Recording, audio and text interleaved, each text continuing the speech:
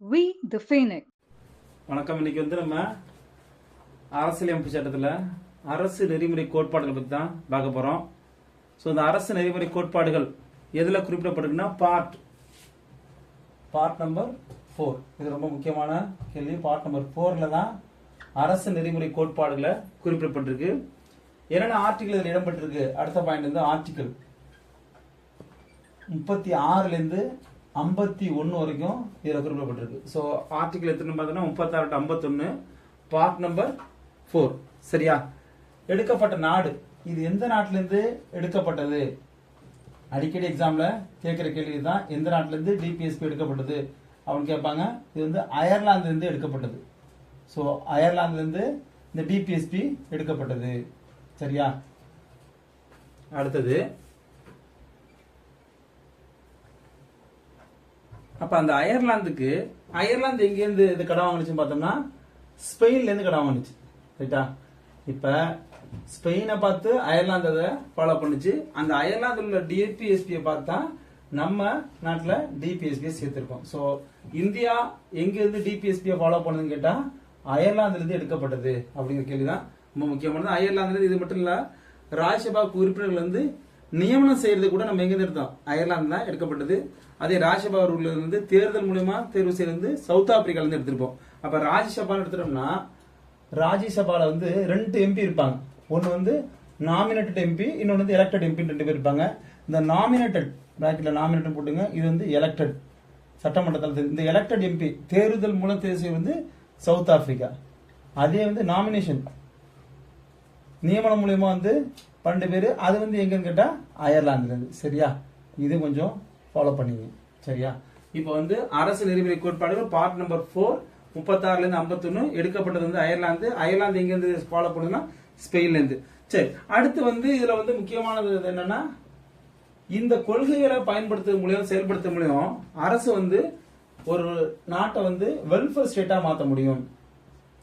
Welfare state அப்படிங்கிறது முக்கியமான point. Welfare ஸ்டேட்னா என்னன்னா மக்கள் நல அரசாக மாற்றுதல்.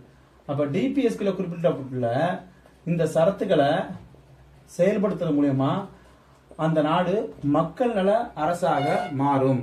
ஸோ வெல்ஃபேர் ஸ்டேட்டா மாறுறதுக்கு அரசு நெறிமுறை கோட்பாடுகள் மிக முக்கியமான ஒன்று. அதே போல அரசு வந்து சட்டம் இயற்றும் போது இதை வந்து பின்பற்றணுங்கிற, சட்டம் இயற்றும் போது பின்பற்றுதல், சட்டம் இயற்றும் போது பின்பற்ற வேண்டும் அப்படிங்கிறாங்க. அப்ப சட்டம் இயற்றும் போது அரசு வந்து இந்த நெறிமுறை கோட்பாடுகளை பின்பற்றும் போது அதன் மூலியமா உருவாகக்கூடிய நலத்திட்டங்கள் எல்லாம் மக்களுக்கு சென்று சேர்றது மூலம் அந்த நாடு மக்கள் நல அரசாக மாறும். சரி, அடுத்து போலாமா? சரி, அடுத்து வந்து அரசு நெறிமுறை கோட்பாடுகள் வந்து இதை வந்து அரசியலமைப்போட மனசாட்சின்னு சொல்லலாம். அரசியலமைப்பின் மனசாட்சி, அரசியல் அமைப்பின் மனசாட்சின்னு குறிப்பிடப்படுறது எதுன்னு கேட்டா டிபிஎஸ்பி தான். அரசியலமைப்பின் மனசாட்சின்னு இத குறிப்பிடலாம். அடுத்து டிபிஎஸ்பியை பொறுத்த வரைக்கும் இதோடைய மக்களுடைய கருத்துக்களை வெளிப்படுத்தக்கூடிய ஒரு பகுதின்னு சொல்லலாம். மக்களின் கருத்துக்களை வெளிப்படுத்தும் பகுதி, மக்களின் கருத்துக்களை வெளிப்படுத்தும் பகுதின்னு குறிப்பிடுறாங்க. மக்களின் கருத்தை வெளிப்படுத்தும். ஸோ டிபிஎஸ்பி அரசியலமைப்போட மனசாட்சி, மக்களுடைய கருத்துக்களை வெளிப்படுத்தக்கூடிய பகுதி. அடுத்து வந்து இதோட அடிப்படை, டிபிஎஸ்பியோட அடிப்படை எதுன்னு பார்த்தோம்னா சோசியலிச கருத்துக்கள் தான். டிபிஎஸ்பியோட அடிப்படை எதுன்னு பார்த்தா டிபிஎஸ்பியோட அடிப்படைன்னு பார்த்தோம்னா சோசியலிச கருத்துக்கள். சோசியலிச கருத்துக்கள் தான் வந்து டிபிஎஸ்பியோட அடிப்படையா குறிப்பிடப்படுது. அதே போல 1945ல சாப்ரு என்ன சொல்றாரு பாருங்க. 1945ல இருந்து சாப்ரு ஒரு கருத்து சொல்றாரு. சாப்ரு இவர் என்ன சொன்னா, தன்னோட அறிக்கையில வந்து அடிப்படை உரிமைகளை 2 வகையா பிரிக்கலாங்க. அடிப்படை உரிமை வந்து சாப்ரு என்ன சொல்றாருன்னா 2 வகையா பிரிக்கலாம். அப்ப என்னன்னா அடிப்படை உரிமை 2ஆ பிரிச்சவர் இவர் தான். அடிப்படை உரிமைகளை 2 வகையா பிரிக்கலாம் அப்படின்னு சொல்றாரு. அதுல வந்து ஒண்ணு நியாயமான உரிமை, இன்னொன்னு வந்து நியாயம் அல்லாத உரிமைகள். நியாயமான உரிமை, இன்னொரு நியாயம் இல்லாத உரிமைகளா ரெண்டா பிரிக்கிறாரு. நியாயமான உரிமைகள் அப்படிங்கிறது வந்து பார்ட் 3ல நம்ம கொடுத்துருக்கோம். நியாயமான உரிமைகள் வந்து நம்ம கொடுத்துருக்கோம் பார்ட் 3ல கொடுத்துருக்கோம். அதே வந்து நியாயம் இல்லாத உரிமைகளா வந்து பார்ட் 4ல கொடுத்துருக்கோம். நியாயமான உரிமைகள் வந்து பார்ட் 3லயும் நியாயம் இல்லாத உரிமைகளை வந்து பார்ட் 4லயும் கொடுத்துருக்கோம். பார்ட் 3ல வந்து ஃபண்டமெண்டல் ரைட்ஸ், பார்ட் 4ல வந்து டிபிஎஸ்பி. ஸோ சாப்ரு என்ன சொல்றாரு, 45ல சாப்ரு வந்து அடிப்படை உரிமைகள் 2 வகையா பிரிக்கலாங்கிறாரு. ஒன்னு வந்து நியாயமான உரிமைகள், இன்னொன்னு நியாயம் இல்லாத உரிமைகள். நியாயமான உரிமைகளை வந்து நம்ம ஃபண்டமெண்டல் ரைட்ஸ்னு பார்ட் 3ல கொடுத்துருக்கோம். நியாயம் இல்லாத உரிமைகள் சொல்லிட்டு பார்ட் 4ல டிபிஎஸ்பியா நம்ம கொடுத்துருக்கோம். ஸோ இது வந்து நம்முடைய அடிப்படை உரிமைகள் குறித்து ஒரு வரையறை. இதுக்கு மேல நம்ம போய் பார்த்தோம்னா அடிப்படை உரிமைகளை 3 கருத்துக்களின் அடிப்படையா கொண்டு பிரிக்கலாம். இது வந்து அடிப்படை உரிமை வந்து அரசியலமைப்பு சட்டத்தில் பிரிக்கப்படல, 3 அடிப்படை கோட்பாடுகளை கொண்டு இதை வந்து பிரிச்சு பார்க்கலாம் அப்படின்னாங்க. அதை பத்தி பார்ப்போம். இப்ப டிபிஎஸ்பிய 3 கூறுகளா கோட்பாடுகளா பிரிக்கலாம். 3 கோட்பாடுகளாக அடிப்படையாக வச்சு பிரிக்க போறோம். அதுல வந்து கோட்பாடு ஒண்ணுன்னா சமதர்ம கொள்கை. என்ன கொள்கை?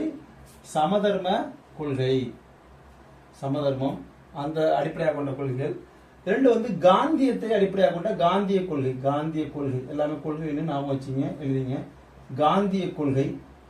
3வது வந்து தாராள மற்றும் அறிவு சார்ந்த கொள்கை. 3வது தாராள கொள்கை அல்லது இதர கொள்கை. தாராள மற்றும் அறிவு சார்ந்த இதர கொள்கைகள், அறிவுசார் கொள்கைகள் அப்படின்னு 3ஆ பிரிக்கிறோம். இப்ப இதன் அடிப்படையில் இதுல வந்து என்னென்ன ஆர்டிகல்லாம் வரும் பார்த்தோம்னா, இதுல வந்து 38 இதுல சேர்க்கலாம், 38வது ஆர்டிகல். அதே போல வந்து 39வது ஆர்டிகல், 39ல ஏ, 39ல ஏ, இது 39, இது 39ல ஏ. அடுத்து 41, 42, 43, 41, 42, 43 இதெல்லாம் என்னென்ன டீட்டெயிலா சொல்றேன்.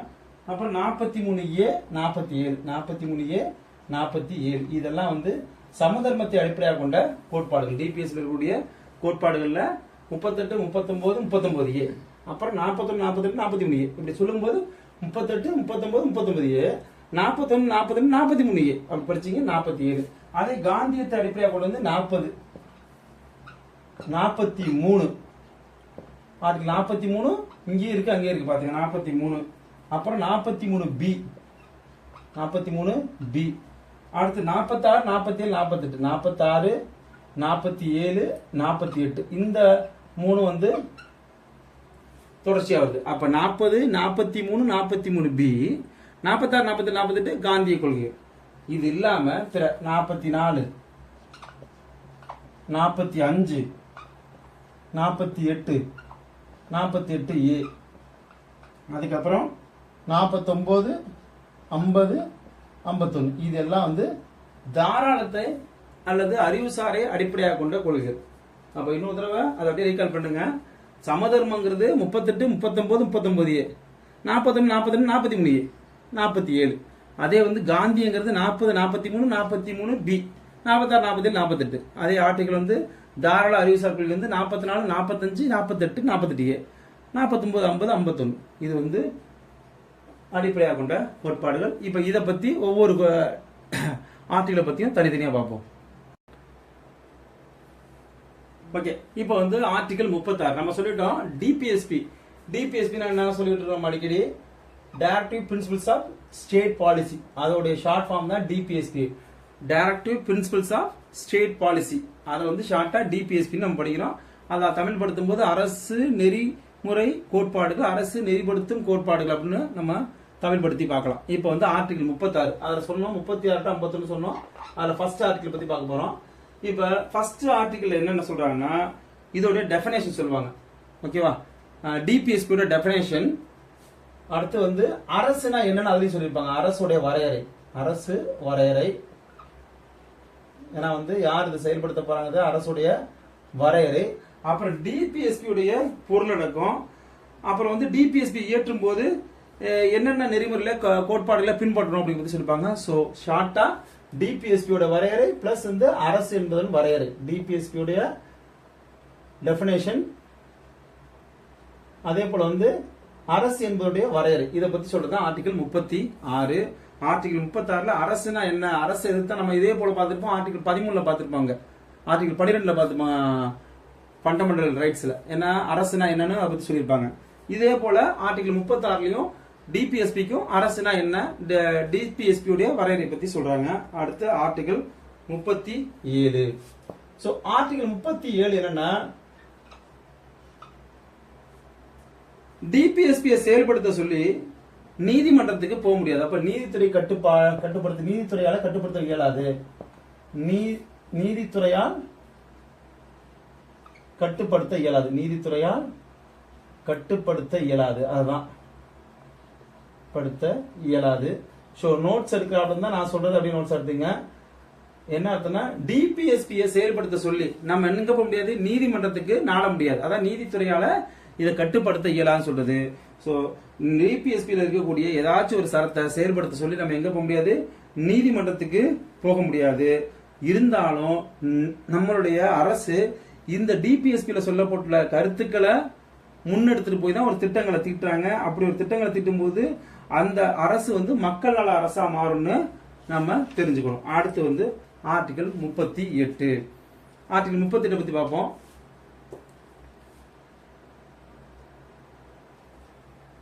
ஓகே, இப்போ வந்து நம்ம வந்து 38 ஆர்டிகல் பத்தி பார்ப்போம். இது வந்து மக்கள் நல அரசுன்னு சொல்லுது. அதாவது சமூக பொருளாதார நீதியை அடிப்படையாக கொண்டு மக்களுக்கு வந்து ஒரு மக்கள் நல அரசை வழங்குவதுதான் இந்த ஆர்டிகல் 38 நோக்கம். அப்ப மக்களுடைய நலவாழ்வினை மேம்படுத்துவதற்காக அரசு வந்து சமூக ஒழுங்கினை பாதுகாத்தல். அப்ப சமூக ஒழுங்கினை பாதுகாக்கிறது சமூக நல அரசு. சமூக நலனை மேம்படுத்துதல் அப்படின்னு வச்சுங்க. சமூக நலனை மேம்படுத்துதல் இந்த ஆர்டிகலை சொல்லும் போது நம்ம என்ன பண்ணலாம், சமூக நலனை மேம்படுத்துதல்னு ஒரே ஃபார்ம்ல முடிச்சிடலாம். அப்ப அரசு சமூக நலனை மேம்படுத்துறதுக்காக என்ன பண்ணா, சமூக பொருளாதார நீதி அரசியல் நீதியை வந்து அடிப்படையாக கொண்ட ஒரு மக்கள் நல அரசை உருவாக்குறதுக்காக சமூக நலனை மேம்படுத்துறதுக்காக இந்த ஆர்டிகல் 38 வழங்கப்பட்டிருக்கு.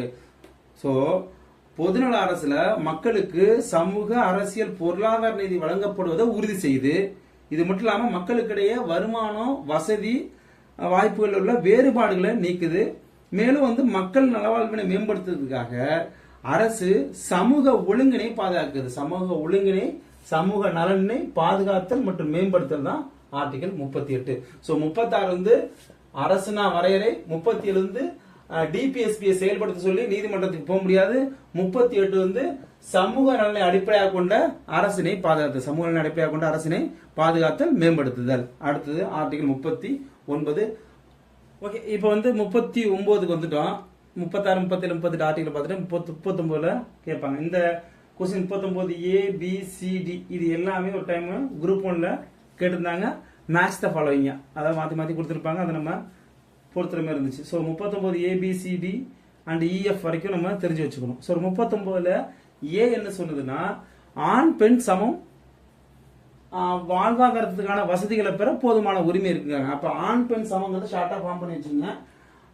39A ஆண் பெண் சமம். ஓகேவா, வாழ்வாதாரத்திற்கான வசதிகளை பெற போதுமான உரிமை. ஓகேவா, 39A. அடுத்து 39B வள ஆதாரங்களை அனைவருக்கும் பிரித்து அளித்தல். அதாவது செல்வங்களை வந்து அனைவருக்கும் பிரித்து வழங்குதல் பத்தி சொல்லுது. அப்ப வள ஆதாரங்களை அனைவருக்குமாக பிரித்து வழங்குதல் 39B. அடுத்து 39C செல்வம் ஒரு இடத்தில் குவியாமல் தடுக்கிறது. அப்ப செல்வங்கள் அனைத்தும் ஒரு இடத்துல குவியாமல் தடுக்கிறது 39C. இந்த 39Bயும் Cயையும் நடைமுறைப்படுத்துறதுக்காக தான் என்ன பண்ணாங்கன்னா ஆர்டிகல் 31Cன்னு ஒண்ணு சேர்த்தாங்க. ஓகே, அடிப்படை உரிமைகள்ல 31Cங்கிறது எதுக்காக சேர்க்கப்படுதுன்னா, இந்த 39Bயும் Cயையும் நடைமுறைப்படுத்துறதுக்காக 31C சேர்க்கப்பட்டுச்சு இந்திய அரசியல் சட்டத்தில். அடுத்து 39D சம வேலைக்கு சம ஊதியம். சம வேலைக்கு சம ஊதியம் சொல்றது 39D. அப்புறம் 39E வந்து தொழிலாளர் ஆண் பெண் ஆகியோருடைய உடல் நலத்தை பாதுகாக்கிறது. இளம் வயது குழந்தைகளை துஷ்பிரயோகம் செய்ய தடை. இளம் வயது குழந்தைகளை துஷ்பிரயோகம் செய்ய தடை. அடுத்து 39F குழந்தைகளின் உடல் ஆரோக்கியம், அவங்க கண்ணியமாக வாழ்றதுக்கும் அவங்களோட சுரண்டல்ல இருந்து தடுக்கிறதுக்கும் இது வழி செய்யுது 39F. சோ ஏ வந்து ஆண் பெண் இருபாலரும் சமம், பி வந்து வள ஆதாரங்களை ஒரு இடத்துல குவியாம பிரிச்சு வழங்குறது, 39C வந்து வள ஆதாரங்கள் வந்து செல்வம் வந்து ஒரு இடத்துல குவியாம தடுக்கிறது. முதல்ல பிரிச்சு கொடுக்குறோம், அடுத்து செல்வம் ஓட்டத்தை குவியாம தடுக்கிறோம். 39D வந்து சம வேலைக்கு சம ஊதியம் வழங்குறோம். இ வந்து தொழிலாளர் ஆண் பெண் இவங்களுடைய ஆரோக்கியத்துல நம்ம வந்து கவனம் செலுத்துறது. இளம் வயது குழந்தைகளுடைய துஷ்பிரயோகத்தை தடை செய்யறது. 39F குழந்தைகளுடைய உடல் ஆரோக்கியம் மற்றும் கண்ணியம் சுரண்டலில் இருந்து அவங்கள தடுக்கிறது. ஓகேவா, இதுதான் 39ல இருந்து 7 உள்ள அந்த 6 சரத்துக்களும். இது ரொம்ப முக்கியமான சரத்துக்கள். அடுத்து 39ல ஏ அதை பார்ப்போம். இது 39ல ஏ, அடுத்து 39A. ஓகே, இப்போ வந்து 39A முன்னாடி பார்த்தோம். 39ல A B C D E F வரைக்கும் பார்த்தோம். இப்போ 39A அதெல்லாம் நான் பார்த்துங்க. 39A சமநீதி இலவச சட்ட உதவி. அடிக்கடி நம்ம கேள்வி கேட்கறது. சமநீதி இலவச சட்ட உதவி. இலவச சட்ட உதவி அதாவது நோக்கம் என்னன்னா, அரசு வந்து எல்லாருக்கும் நீதி கிடைக்கணும் அப்படிங்கிறதுல தெளிவா இருக்கு. அரசு வந்து எல்லாருக்கும் நீதி கிடைக்கிற விஷயத்துல தெளிவா இருக்கு.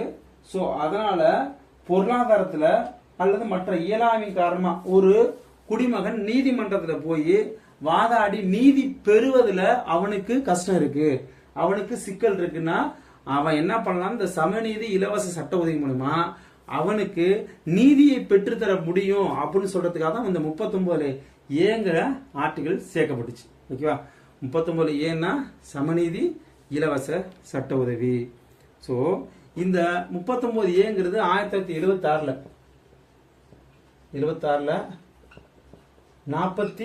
42வது திருத்தத்தின் மூலமா 42nd அமெண்ட்மெண்ட் மூலமா இது சேர்க்கப்பட்டுச்சு. ஓகே, அமெண்ட்மெண்ட் மூலமா சேர்க்கப்பட்டுச்சு. 1976ல 42வது திருத்தம் மூலமா சேர்க்கப்பட்டுச்சு. இதனுடைய பிரதிபலம் தான் 1987ல legal service authority act. Okay, legal service authority act சொல்லக்கூடிய இந்த சட்டம் உருவாகுது. இதனுடைய ஃபுல் ஃபார்ம் வந்து பார்த்து வச்சுங்க. Okay, legal service authorities act, இலவச சட்ட ஆணையம், இலவச சட்ட சேவை ஆணையம்.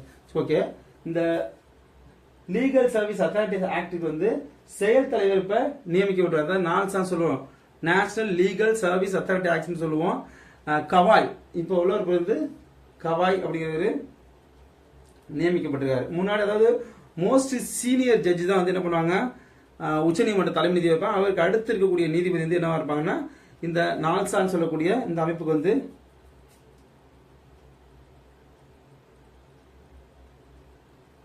தலைவரா நியமிக்கப்படுவாங்க. சோ செயல் தலைவர், அதாவது இதோடைய தலைவர் பார்த்தா சஞ்சீவ் கண்ணா, அதாவது என்னன்னா உச்சநீதிமன்ற தலைமை நீதிபதி தான் இதுக்கு தலைவர். அதே வந்து செயல் தலைவர் யாருன்னு பார்த்தா இதுக்கு வந்து கவாய் அப்படிங்கிறவங்க தான், நீதியரசர் கவாய் தான் இதுக்கு வந்து செயல் தலைவர். அடுத்து வந்து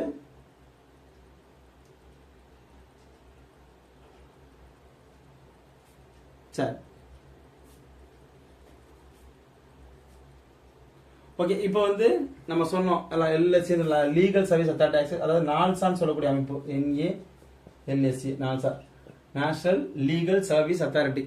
ஓகேவா, இதோடைய தலைவர் யாருன்னு பார்த்தோம்னா இப்ப இருக்கக்கூடிய சிஜிஐ சொல்லக்கூடிய சீஃப் ஜஸ்டிஸ் ஆஃப் இந்தியா, 51வது chief justice of India Sanjiv Khanna அவர்கள் தான் வந்து நீதியரசர் சஞ்சீவ் கண்ணா வந்து இதோடைய தலைவர். இதோடைய செயல் தலைவர்னா கவாய். ஓகேவா, கவாய் தான் இதோடைய செயல் தலைவர், ஞாபகம் வச்சுங்க. ஸோ அடுத்தது 39 முடிச்சிட்டோம், 39A முடிச்சாச்சு. அடுத்து ஆர்டிகல் நம்பர் 40. அடுத்து ஆர்டிகல் நம்பர் 40 உள்ளாட்சி அமைப்பு, அதாவது பஞ்சாயத்து ராஜை ஏற்படுத்தல். இது வந்து சொல்லியிருக்காங்க பஞ்சாயத்து ராஜ்.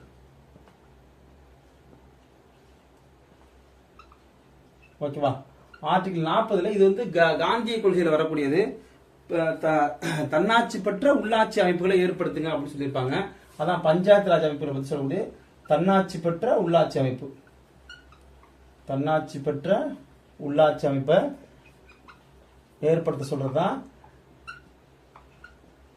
ஆர்டிகல் 40 குறிப்பிடுது. ஸோ தன்னாட்சி பெற்ற உள்ளாட்சி அமைப்பு தான் பஞ்சாயத்து ராஜ்ங்கிற அமைப்பு.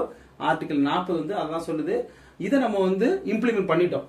எப்பன்னா 1992ல 73வது சட்ட திருத்தம் அண்ட் 74வது சட்ட திருத்தம் மூலமா பஞ்சாயத்து ராஜ் அண்ட் நகர்பாலிகா, ஓகே, இது ரெண்டையும் நம்ம அறிமுகப்படுத்திட்டோம். 73ஆம் சட்டத்தின் மூலம் வந்து பஞ்சாயத்து ராஜ் சட்டத்தையும் 74வது சட்டத்தின் மூலம் நகர்பாலிகா சொல்லி நகர பஞ்சாயத்து அமைப்புல ஏற்படுத்தியிருக்கோம்.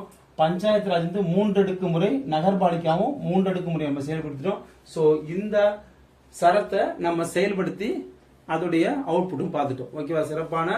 இப்போ வந்து இந்தியா வந்து ஒரு 3 அடுக்கு கவர்னன்ஸை கொண்டிருக்கு. ஒன்னு வந்து சென்ட்ரல் கவர்மெண்ட், அடுத்து ஸ்டேட் கவர்மெண்ட், அடுத்து லோக்கல் பாடி. ஓகேவா? இப்போ லோக்கல் பாடில தான் நம்ம பார்த்தது. அடுத்தது ஆர்டிகல் நம்பர் 41. ஓகே, ஆர்டிகல் 41 பொதுமக்கள் வந்து வேலை செய்வதற்கான உரிமை. இதுல வந்து இன்னும் நிறைய இருக்கு. நம்ம பார்த்துருக்கோம். கல்வி பெற உரிமை இருக்கு. ஓகேவா? எதனாச்சும் குறிப்பிடலாம். கல்வி பெற உரிமை. அதே போல வந்து கல்வி கற்க அரசின் உதவிகளை பெறறதுக்கும் உரிமை இருக்கு. அப்புறம் வந்து வேலை வாய்ப்பின்மை, அப்புறம் வந்து முதுமை, அப்புறம் நோய், பிற இயலாமை மற்றும் பிற இயலாமை காரணமாக அரசிடமிருந்து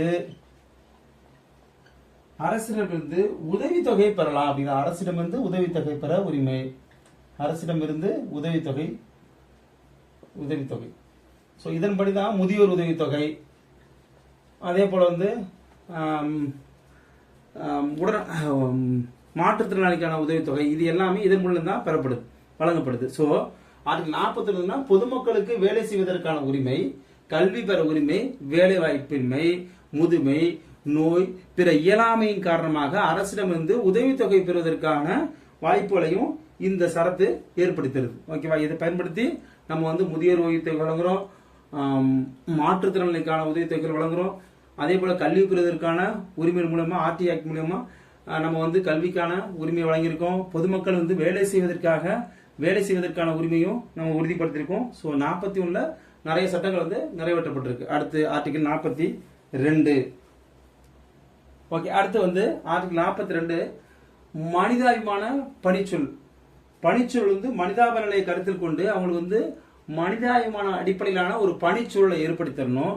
மேலும் வந்து மகப்பேறு கால பலன்களை வழங்குறது. இதன் அடிப்படையில் தான் 1961 மெட்டர்னிட்டி பெனிஃபிட் ஆக்ட் சொல்லக்கூடிய மகப்பேறு கால பலன் சட்டம், மெட்டர்னிட்டி பெனிஃபிட் ஆக்ட், MBA ஞாபகம் வச்சுங்க. மெட்டர்னிட்டி பெனிஃபிட் ஆக்ட் வந்து 1961 கொண்டு வரப்படுது. இதோடைய தொடர்ச்சியா 2017 மெட்டர்னிட்டி பெனிஃபிட் ஆக்ட் வந்து திருத்தப்படுது. MBA வந்து அமெண்ட்மெண்ட் வந்து 2017. இதன்படி வந்து 26 வாரம் வந்து சம்பளத்துடன் கூடிய விடுப்பு வந்து பெண்களுக்கு வழங்கப்படுது. சோ மகப்பேறு கால பலனை அடிப்படையாக கொண்டுதான் இந்த சட்டம் 1961 மகப்பேறு கால பலன்கள் சட்டம் கொண்டு வரப்படுது. கேட்டிருக்காங்க எக்ஸாம்ல. அதே போல 2017 மகப்பேறு கால பலன்கள் சட்டம் திருத்தப்படுது. தமிழகத்துல மகப்பேறு கால பலன்கள் சட்டத்தின் நம்ம வந்து எவ்வளவு விடுமுறைனா 365 நாட்கள் வந்து மகளிருக்கு வந்து மகப்பேறு கால விடுப்புகள் வழங்குறோம். 365 நாட்கள். அப்ப நம்ம அதிகமான விடுப்பு கொடுக்கிறோம். மத்திய அரசை விட தமிழகத்துல வந்து 365 நாட்கள் வந்து இந்த அரசாங்கம் 2021 அரசாங்கம் வந்து அறிமுகப்படுத்தாங்க. 2021 முதல் ஜூன் முதல் என்ன பண்றாங்க, மகப்பேறு கால விடுப்பு வந்து 365 நாட்கள் வழங்கப்படுது. அப்போ ஓராண்டு மகப்பேறு கால விடுப்பு தமிழகத்துல வழங்கப்படுது. நான் வச்சு இப்ப 2021 ஜூன் மாசத்துல. அடுத்த ஆர்டிகல் நம்பர் 43. ஓகே, இப்போ வந்து ஆர்டிகல் நம்பர் 43 தொழிலாளருக்கு நியாயமான வாழ்வாதார கூலி மற்றும் தரமான வாழ்க்கை வசதியை வழங்குறது. இது மேலும் என்ன சொன்னா, குடிசை தொழிலை ஊக்கப்படுத்த அரசு நடவடிக்கை எடுக்கணும். இது வந்து நம்ம லாஸ்ட் டெஸ்ட்ல கூட வச்சிருந்தோம். குடிசை தொழிலை மேம்படுத்த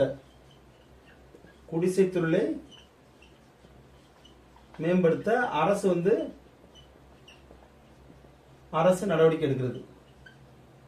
சோ இந்தியாவில வந்து பூர்வீகமே வந்து குடிசை தொழில் தான். சரியா? பிரிட்டிஷ் அப்புறம் தான் இண்டஸ்ட்ரியலா நம்ம மாறுறோம். சோ 43 ஆர்டிகல் என்ன சொல்றதுன்னா, தொழிலாளருக்கு நியாயமான வாழ்வாதார கூலியை வழங்குறது, தரமான வாழ்க்கை வசதியை ஏற்படுத்துறது. மேலும் அதோட இல்லாம குடிசை தொழில்களை ஊக்கப்படுத்த அரசு நடவடிக்கை மேற்கொள்ள வேண்டும் அப்படின்னு சொல்றது ஆர்டிகல் 43. அதே ஆர்டிகல் 43ல ஏன்னு ஒரு சரத்து இருக்கு. 43A. இந்த ஆர்டிகல் 43A என்ன சொன்னா, தொழிற்சாலை நிர்வாகத்தில் தொழிலாளர் பங்கேற்பு. தொழிற்சாலை நிர்வாகத்துல தொழிலாளர்கள் பங்கேற்றல். தொழிற்சாலை நிர்வாகத்தில்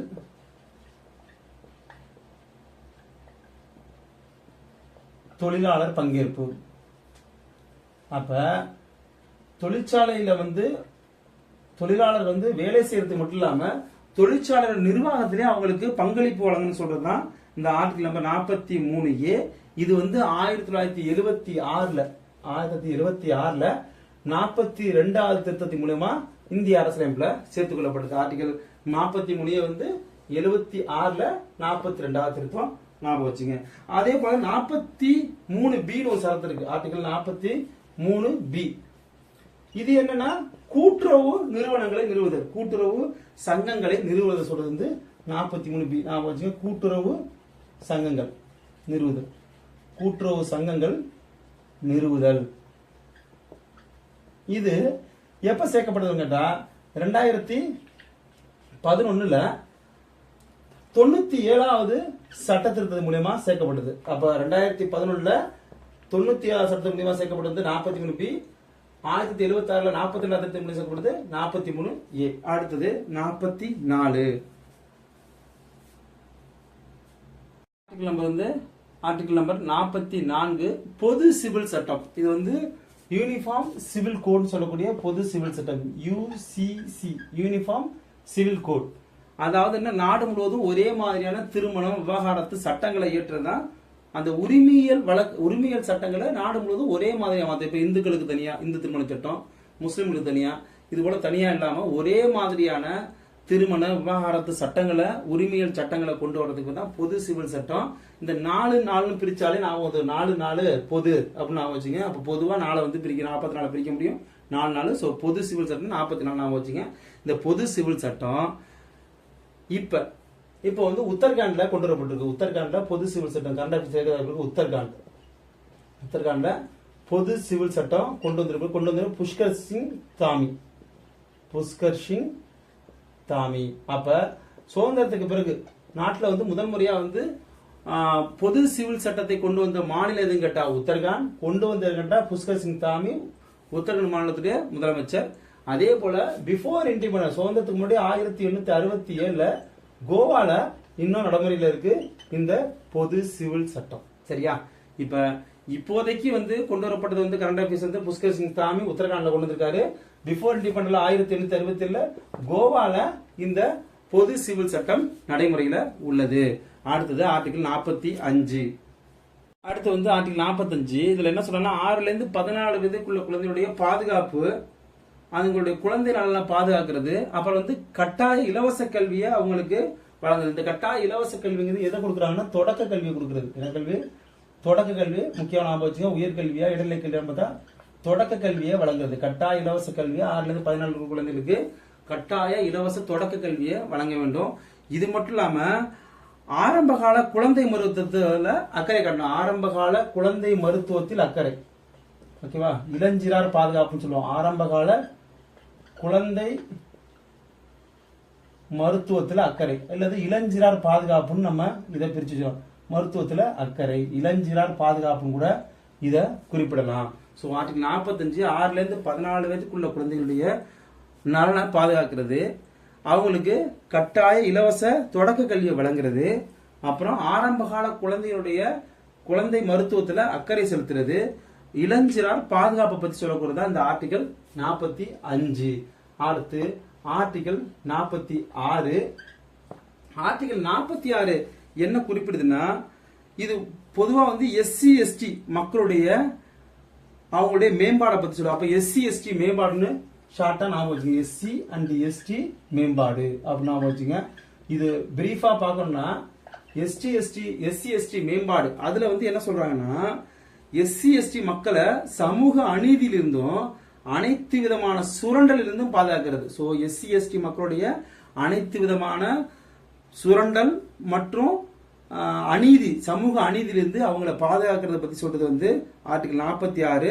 அப்புறம் பட்டியலினத்தவர் பழங்குடியிலிருந்து கல்வி மற்றும் பொருளாதார நலன்களை மேம்படுத்துறது. அப்புறம் கல்வி மற்றும் பொருளாதார நலன் மேம்படுத்துறது. ஞாபகம் வச்சுங்க. கல்வி அண்டு பொருளாதார நலன் மேம்பாடு, பொருளாதார நல மேம்பாடு, அப்புறம் சமூக அநீதி மற்றும் சுரண்டலிருந்து பாதுகாப்பு. சமூக அநீதி மற்றும் சுரண்டலிலிருந்து பாதுகாப்பு. ஸோ இதுதான் வந்து அந்த சரத்துல. அப்ப ஆர்டிகல் 46 என்ன குறிப்பிடப்படுனா எஸ்சி எஸ்டியுடைய மேம்பாடு, எஸ்சி அண்ட் எஸ்டியுடைய மேம்பாடு, கல்வி பொருளாதார நலனை மேம்படுத்துறது, சமூக அநீதி மற்றும் சுரண்டல் இருந்து அவர்களை பாதுகாக்கிறது. 46 அடுத்தது. இப்ப வந்து ஆர்டிகல் 47 இது வந்து மருத்துவ பயன்பாட்டு மருந்துகளை தவிர, அப்ப மருத்துவத்துக்கு பயன்படக்கூடிய ஆல்கஹால் போன்ற மருந்துகளை தவிர பிற போதை பானங்களையும் மருந்துகளையும் தடை செய்து 47. அப்ப மருத்துவ பயன்பாட்டுக்கு பயன்படுத்தக்கூடிய மருந்து தவிர பிற போதைக்காக பயன்படுத்தக்கூடிய பானங்களையோ மருந்துகளையோ தடை செய்யுது. அதான் குறிப்பா என்ன சொல்றோம்னா மது மற்றும் பழக்கத்துக்கு தடை. இப்ப மதுவிலக்கு குறித்த சரத்து எங்க இருக்கு கேட்டா 47ல இருக்கு. 47ல மதுவிலக்கு குறித்த சரத்து இடம்பெற்றிருக்கு. மேலும் அரசாங்கம் என்னன்னா ஊட்டச்சத்து, வாழ்க்கை தரம், உடல்நல மேம்பாட்டுக்கு அரசு கவனம் செலுத்தும். அப்ப ஊட்டச்சத்து, வாழ்க்கை தரம், உடல்நல மேம்பாடு குறித்து அரசு கவனம் செலுத்த வேண்டும் என குறிப்பிடக்கூடிய சரத்து எது கேட்டால் 47. மதுவிலக்கு குறித்து குறிப்பிடக்கூடிய சரத்து எது கேட்டால் 47. மருத்துவ பயன்பாடு தவிர பிற போதை பானங்கள் மற்றும் மருந்துகளை தடை செய்யக்கூடிய சரத்து எது கேட்டாலும் 47. இந்த 3 கான்செப்டும் இந்த 47க்குள்ள இடம்பெற்றிருக்கு. அடுத்து 48வது சரத்து. அடுத்து வந்து 48வது சரத்து. இது வந்து பசுவதை தடை குறித்து குறிப்பிடக்கூடிய சரத்து இதுதான். ஷார்ட்டா பசுவதை தடை. மதுவிலக்கு கேட்டா 47, பசுவதை கேட்டா 48. வேளாண்மையை நவீனமயக்கிறோம், கால்நடை வளர்ப்பையும் நவீனமயமாக்குறோம். அது மட்டும் இல்லாம பால் தரக்கூடிய உயர்தர பசுக்களை பாதுகாக்கிறது, அதோட இடங்களை மேம்படுத்துறது, இது எல்லாமே ஆர்டிகல் 48ல குறிப்பிடப்படுது. ஸோ 48 ஷார்ட்டா நான் போச்சுன்னா பசுவதை தடை. அப்ப பால் தரும் உயர்தர பசுக்களை பாதுகாக்கிறது, அதை இனங்களை விருத்திப்படுத்துறது, மேம்படுத்துறது. அதே வேளாண்மையும் கால்நடை வளர்ப்பையும் நவீனமயமாக்கணும் அப்படின்னு சொல்லி சரத்து 48ல குறிப்பிடப்படுது. அடுத்து 48A ஒரு சரத்து சேர்க்கப்படுது. Article 48A. இந்த 48A ரொம்ப முக்கியமான சரத்து. ஏன்னா சுற்றுச்சூழல் குறித்து இந்திய அரசியலமைப்பு சட்டத்துல 48Aல குறிப்பிடப்பட்டிருக்கு. இது 1976ல 42வது திருத்தம் மூலமா சேர்க்கப்படுது. 1976ல 42வது திருத்தம் மூலமா சேர்க்கப்பட்டுச்சு. சோ ரொம்ப இம்பார்ட்டன்ட். இது என்னன்னா சுற்றுச்சூழல் பாதுகாப்பு மற்றும் வனவிலங்கு பாதுகாப்பு பத்தி குறிப்பிடுது. அப்ப சுற்றுச்சூழல் பாதுகாப்பு மற்றும் வனவிலங்குகளை பாதுகாக்கிறது மற்றும் வனவிலங்கு பாதுகாப்பு பத்தி சொல்றதுதான் இந்த 48A. அப்ப 48A எப்ப சேர்க்கப்படும் கேட்டா 76ஆம் ஆண்டு 42வது திருத்தம் மூலம் சேர்க்கப்பட்டது. இதோட நோக்கம் என்னன்னா சுற்றுச்சூழல் பாதுகாப்பு மற்றும் வனவிலங்குகளை பாதுகாக்கிறதா இதோடைய நோக்கம். இந்த 48A தான் நம்ம என்ன பண்ணோம் 1986ல சுற்றுச்சூழல் பாதுகாப்பு சட்டமா இயற்றணும். சுற்றுச்சூழல் பாதுகாப்பு சட்டம். சுற்றுச்சூழல் பாதுகாப்பு 1986. இந்த ஆர்டிகிள் தான் நம்ம அதை ஃபாலோ பண்ணி செஞ்சிருக்கோம். அடுத்தது 49வது சரத்து பார்க்கலாமா. 49 இது என்ன சொல்லுன்னா தேசிய சின்னம், கலாச்சார முக்கியத்துவம் வாய்ந்த இடங்கள், கலை முக்கியத்துவம் வாய்ந்த பொருட்கள், பழங்கால ஆதார சான்றுகள். இதெல்லாம் பாத்துங்க. தேசிய சின்னம், கலாச்சார இடங்கள், கலை முக்கியத்துவம் வாய்ந்த பொருட்கள், பழங்கால ஆதார சான்றுகள். இந்த பொருட்களை, இந்த இடங்களை, இந்த சின்னங்களை நம்ம என்ன பண்ணக்கூடாதுன்னா அழிக்கவோ, அதாவது அழிக்கிறது, அதை சேதாரம் செய்யறது, அழித்தல், சேதாரம் செய்தல், சேதாரப்படுத்துதல், சேதாரம் செய்யறது, கலை முக்கியத்துவம் வாய்ந்த பொருட்களை நம்ம என்ன பண்ணலாம் ஏற்றுமதி செய்யறது, இது போன்ற செயல்களில் ஈடுபடக்கூடாது. ஈடுபடுறது தடுக்கிறதுக்கு சட்டம் கொண்டு வரதுக்கு அரசாங்கத்துக்கு உரிமை இருக்கு, அரசாங்கத்துக்கு கடமை இருக்குன்னு சொல்லக்கூடியதான் இது. அப்ப தேசிய நினைவு சின்னம், அதே போல கலாச்சார முக்கியத்துவம் வாய்ந்த இடங்கள் மற்றும் கலை முக்கியத்துவம் வாய்ந்த பொருட்கள், பழங்கால ஆதார சட்டங்கள், இதை வந்து அழித்தல், அகற்றுதல், சேதப்படுத்துதல், ஏற்றுமதி செய்தல் ஆகியவற்றிலிருந்து இவற்றுக்கு வந்து பாதுகாப்பு வழங்கணும் அப்படின்னு சொல்றாங்க.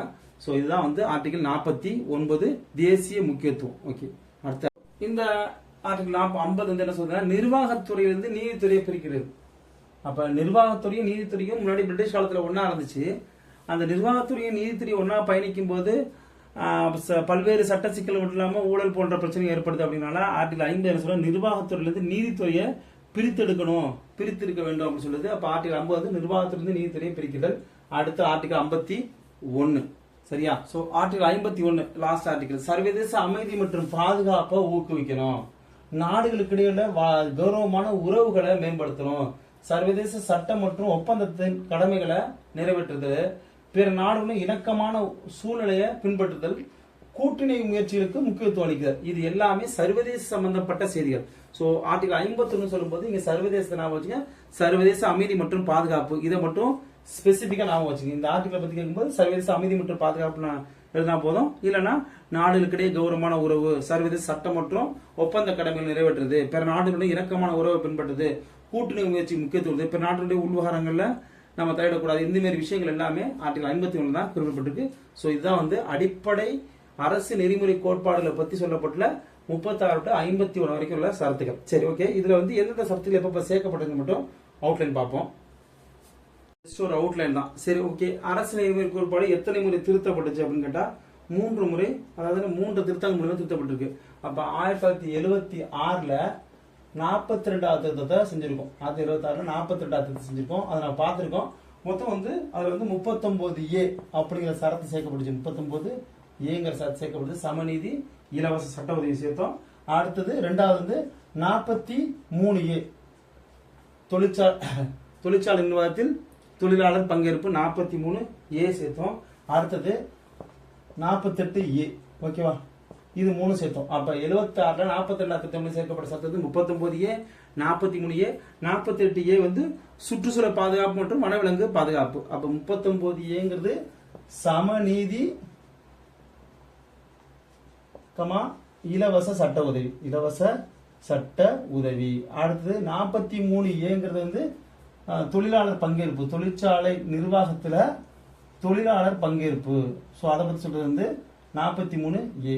48ல சுற்றுச்சூழல் பாதுகாப்பு மற்றும் வனவிலங்கு, சுற்றுச்சூழல் அண்டு வனவிலங்கு பாதுகாப்பு, வனவிலங்கு பாதுகாப்பு இதை பத்தி சொல்றது வந்து 76, 42. அப்போ இந்த 3 ஆர்டிகளும் 76, 42 திருத்தம் மூலம் சேர்க்கப்பட்டுச்சு. அடுத்து 2002ல 86 திருத்தம். இது என்ன பண்ணுச்சுன்னா 45 உள்ளடக்கத்தை திருத்தது, உள்ளடக்கம் திருத்தம். அப்ப 45 இருக்கக்கூடிய சரத்துடைய உள்ளடக்கத்தை திருத்தம் வந்து 86 திருத்தம் 2002. இது என்ன சொன்னா 6ல இருந்து 14 இருக்கு இலவச கட்டாய தொடக்க கல்வி வழங்கணும்னு சொல்லி உள்ளடக்கத்தை திருத்துவாங்க. அடுத்து 2011 97 திருத்தம். இது என்ன பண்ணா 43ல பிங்கிற சரத்து கேட்பாங்க, கூட்டுறவு சங்கம், கூட்டுறவு சங்கம். கூட்டுறவு சங்கம் அமைக்கிறத பற்றி சொல்லக்கூடிய சரத்து வந்து 43B. இது 97 சட்டத்தின் மூலம் 2011ல சேர்க்கப்பட்டுச்சு. அப்ப இந்த 3 முறை தான் நம்ம என்ன பண்ணிருக்கோம், அடிப்படை அரசு நெறிமுறை கோட்பாட்டை 3 முறை திருத்திருக்கோம். 76, 42, 2002 86, 2011ல 97 திருத்தம். என்னென்ன சரத்துகள் வந்து இதுல சேர்க்கப்படுதுன்னு பார்த்திருக்கோம். அடுத்து